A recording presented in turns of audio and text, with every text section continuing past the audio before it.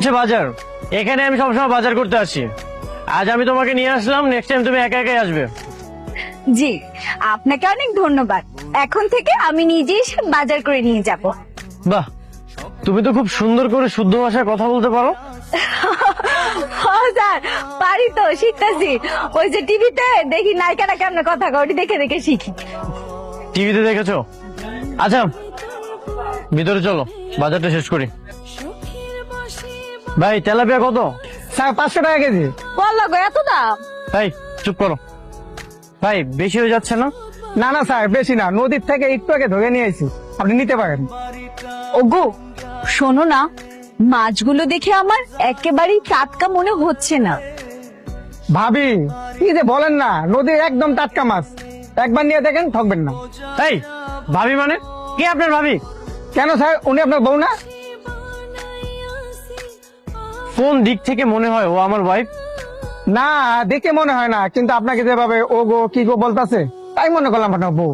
এই তুমি আমাকে আবার ওকে বলে ডাকছো কেন? ভাইজান আমি ভুলে গেছিলাম গো, আমার ভুলে গেছে। ওগো হ্যাঁ গো বলতে, তখন তোমার খবর আছে। ফেসবুকে কি করো? আমি তো তেমন কিছু বুঝি না, সামনে যেটাই হেডাই টিপি। ও এই দাও তোমার বাবার ফেসবুক, তোমার বাবার ছবি দিছে। বাবাকে রিকোয়েস্ট দাও, রিকোয়েস্ট দিলে কি হয়? ফেসবুকে বন্ধু হয়। ও বুঝছি, আমার তো মেলা মানুষ কালকে থেকে পাঠাইছে, কিন্তু রিকোয়েস্ট পাঠায় কেমন? কংগ্রাচুলেশন। হঠাৎ আপনি আমাকে কংগ্রেস বলছেন? আর মস্করা করেন না, সব জায়গা ফেলছি। তোমার পরে আমরা অনেকবার বলছি যে আপনি আর একটা বিয়ে করেন, বাচ্চাটা কথা চিন্তা করে আরেকটা বিয়ে করেন, কিন্তু আপনি তো কারো কথাই পাত্তা দিলেন না। হ্যাঁ, কারো কথা রাজি হইলেন না, তো এখন রাজি হয়েছেন কি দেখে? কিছুই বুঝতে পারছি না।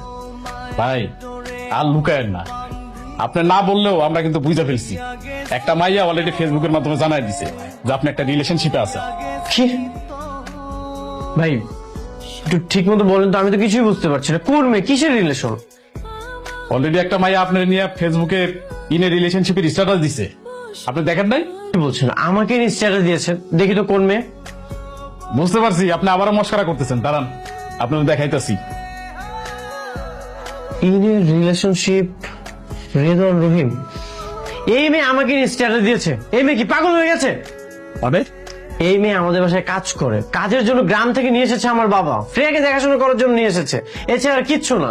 তবে ভাই মায়াটা কিন্তু দেখতে সুন্দর, বিয়ে হিসাবে এর চাইতে সুন্দর মেয়ে কিন্তু আপনি আর পাইবেন না। ভাই আপনি কিন্তু বেশি বেশি বলছেন। কাজের মেয়ের সাথে আমি কেন বিয়েটা করতে যাব?